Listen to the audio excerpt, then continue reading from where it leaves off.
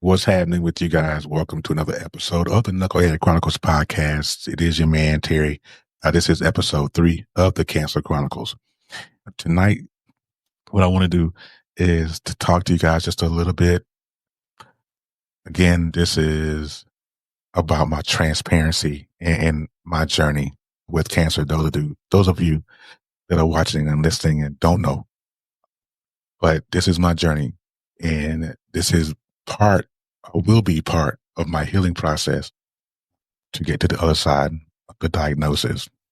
So, for those of you who are watching or listening and don't know what you stumbled upon, again, my name is Terry. I am the founder of the Knucklehead Chronicles podcast, and I've been podcasting and live streaming and things since 2016. And I've done this thing, a lot. And I've told my story. I've run my mouth. I've gone through and told people about my pitfalls and the bad choices and the bad mistakes that I've made. If you want to relive those are up on being just about everywhere you listen to podcasts, your Apple Podcasts, Google Podcast. I think it's still around, and you can still listen to those old episodes and you can catch up. But just to recap for those who are first time listeners, I was diagnosed with stage 3 pancreatic cancer on December 24th, Christmas Eve. You guys are keeping up on your calendar, which was a very trying time. Was going through some things at work. I was sick for a long time, kind of ignoring. If you caught episode 2, one of the clips that I said in that was, don't ignore your body. If something is going on with your body, please go get that checked out. Do not ignore it. Do not try to play it or sleep it off, as they say. Don't do that. Go and get yourself checked out. I did mention that in episode 2. So if you want to check that out, you want to go and check out episode 2. But in this one, in episode 3, I want to, again, I think I did a video earlier today on my Facebook and TikTok and all that, and just thanking people for coming to my aid and being supportive and donating. They started GoFundMe that is down at the bottom of the screen here. You want to donate to that.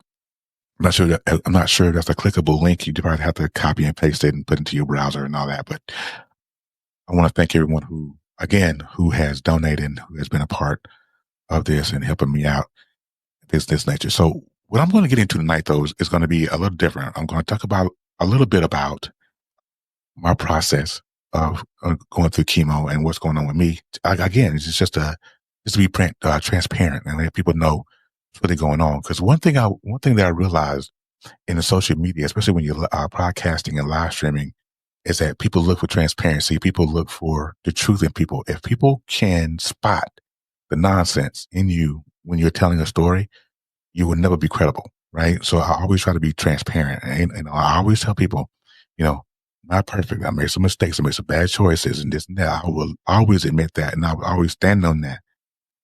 But what I'm coming to use with this is some real stuff for me. So when I first got diagnosed back in December, when I tell you it was a whirlwind, I was in the hospital for about a week, the week of Christmas. And I think I got out on the 30th, which is a Sunday, right before New Year's Eve. And it was a whirlwind. I mean, I was in there. Blood sugar was 600. Excuse me. I'm surprised I didn't go into some kind of diabetic coma or whatever. Excuse me. Thank God that I didn't, because, it was crazy. And my bilirubin, if you guys are any health folks out there that know what bilirubin is, that's your number with your liver output or what have you. And my number was really, really high. And that's how they figured out it was cancer, because my bilirubin number was high. Did a CT scan the day I went into the hospital. Actually, how that started, I went into work that day and I was sick and I just didn't want to be there. I was sweating, see the employee health nurse. She told me I was, yellow. Go to the ER. Those of you that have caught the first 2 episodes already know the story, but this is just a recap for the first time listeners. And so I went to the ER, and it was just again, I was sick back in 24, and I thought, hey, it's just my diabetes acting up and this and that. And so I kind of downplayed it. Went to the ER, they did a CT scan on me, said, hey, you got a mass on your pancreas. We're going to transfer you to, we don't have an oncologist here. And it goes from there. So it was really crazy because everybody's, I got this whole surgical team. I got this whole oncology team who's coming in and seeing me. Cause like I said, my bilirubin number was extremely high. And, I had some folks to come to my aid, at that point and they come up and see me and stuff. And it was really scary.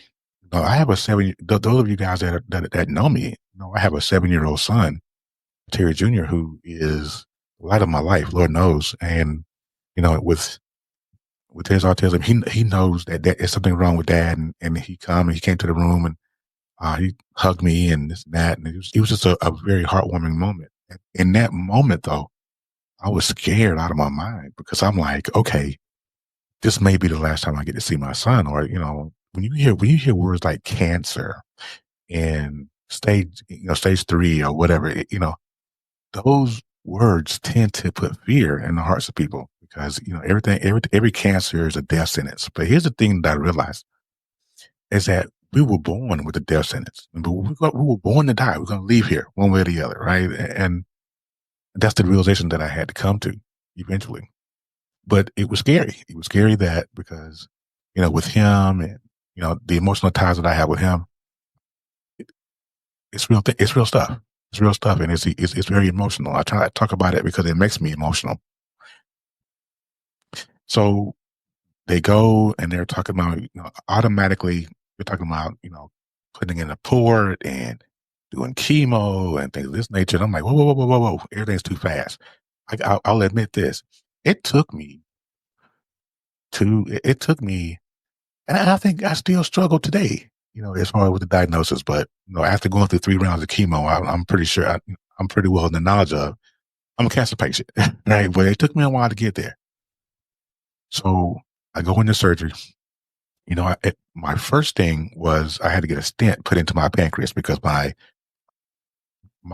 urine and things wasn't traveling like it's supposed to, this and that. So my first surgery was a stent placement into my pancreas, but that way so my bodily fluids can flow.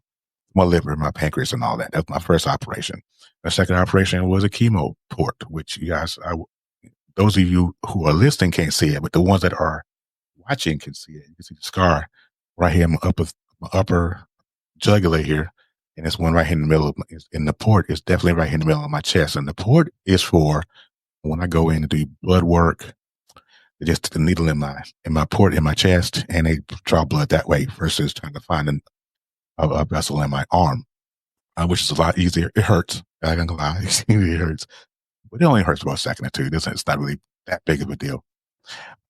But so the schedule that my oncologist has for me is that I'm going to do the normal 12 rounds. I'm on the most aggressive form of chemo, which is the Florinox, which is 3 medications that I take when I get infused. But we'll get into that in a second.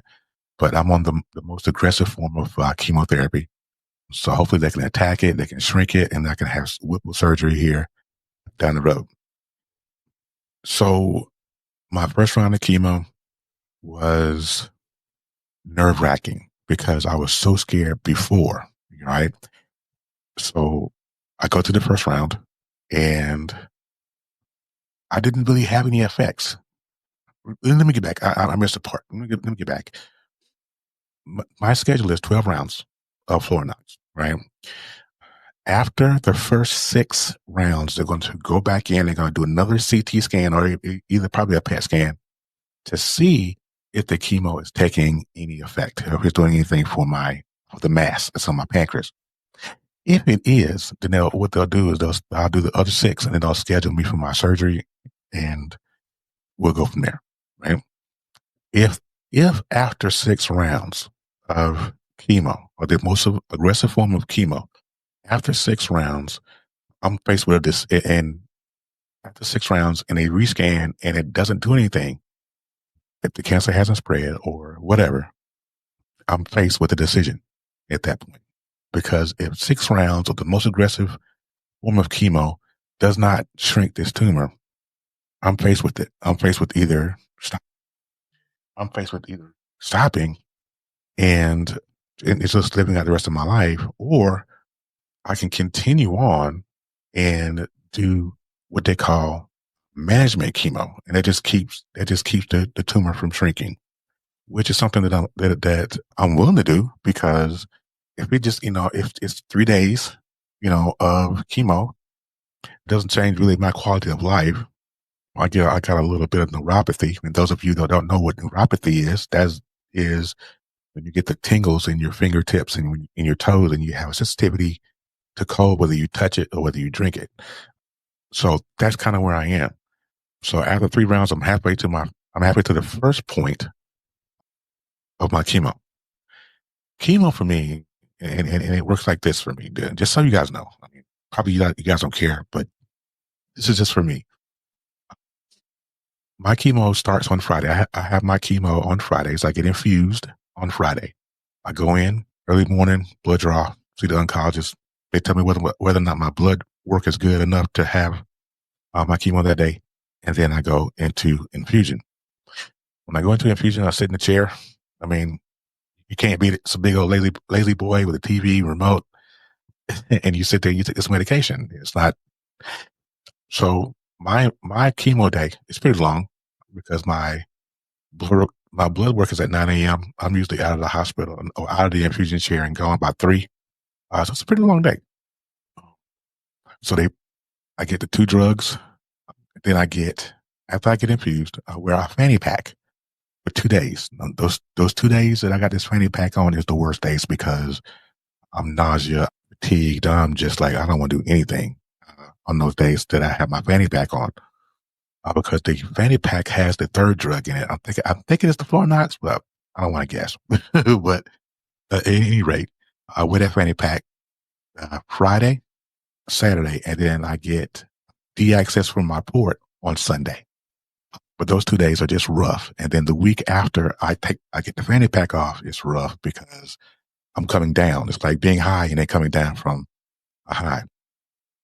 But once I get past that week, then everything goes normal. The nausea goes away. The neuropathy goes away.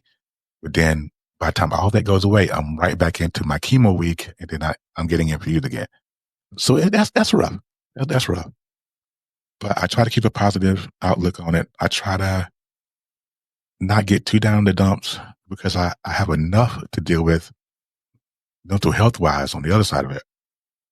Another thing that I want to talk to you guys about tonight, and that's my chemo thing. And going along with that is when you it's very important that you have, like I said in my video earlier, it's very important to have a support and a tribe and people that you can trust and people who want to be there to help you.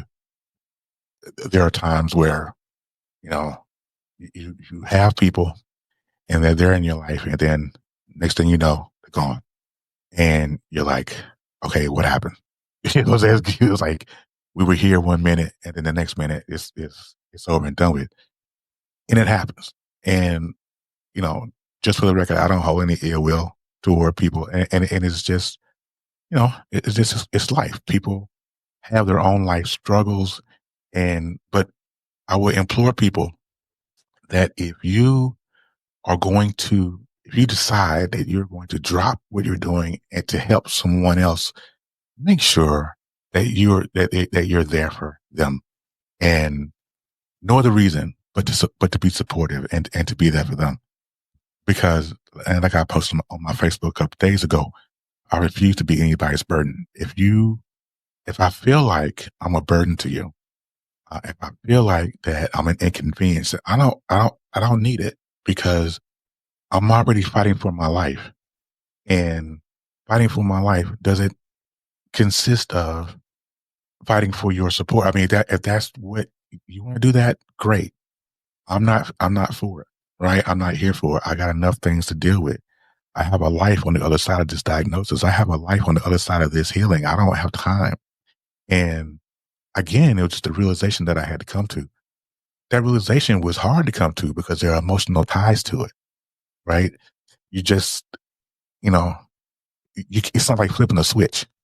If you feel a way, it just doesn't go away, right? It's just That's just life. But it took me a while to get to the realization. And now, I'm walking this thing out. I'm not going to say on my own because there's a lot of people that support me, social media people, as coworkers, things of this nature. And my roommate, everybody, they are very, very supportive. But at the same time, I understand that these folks have lives and I'm not going to be an inconvenience to them or a burden to them. You know what I'm saying? So it's very important. So if you're someone who wants to support and be that and stand on it, let that be the hill you die on if you're going to be supportive. But if you're in it for anything other than that, don't do it. It's a waste and you hurt people. And I will say this and I will admit this to people that I've been hurt and it's not a good feeling. You know what I'm saying? But, you know, we have to press forward because at the end of the day, I have a life to live. Even though I'm faced with this major health issue, I have a life to live. So, you know, that's just what that is. So make sure you guys that, you know, love people because nothing is guaranteed in this life. It really isn't. We think it is. We want it to be. But at the end of the day, though, is that we all want to be loved and we all want to be cherished and we all want to be supported and all that good stuff. I gotta tell you, sometimes it's hard for people to do that because it just is. You know, it's hard for me to go and go onto GoFundMe and ask people that don't know me for money. But the realness of it is I ain't got it. You know what I'm saying? I ain't got it. And I still have obligations, and I pray that there are people who, and I see people's GoFundMe's all the time and they're into the thousands and all that good stuff. And I'm like, Lord, I need that in my life because I got stuff that I got to do. But I will say this in closing is that no matter what I'm faced with, no matter what anyone has done to me, no matter what I have done to them, I love people. I love people wholehearted. I made some bad choices, yes. I made bad mistakes, yes. But I refuse to let those bad choices, those bad decisions that I've ever made dictate how people treat me. I've always been a firm believer is that you teach people how to treat you. I've always been a firm believer in that. And you've heard, I've said it 1,000 times to people and on my live streams and podcasts and all that. You teach people how to treat you.